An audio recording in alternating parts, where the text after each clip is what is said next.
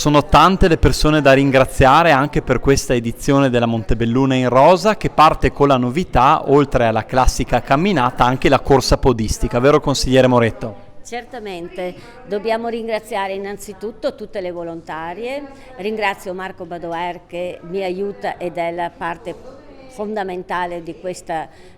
organizzazione, poi ringrazio tantissimo tutta l'amministrazione, in primis il sindaco che è sempre disponibile e sempre che partecipa sempre alla corsa. Ringrazio tutti gli sponsor,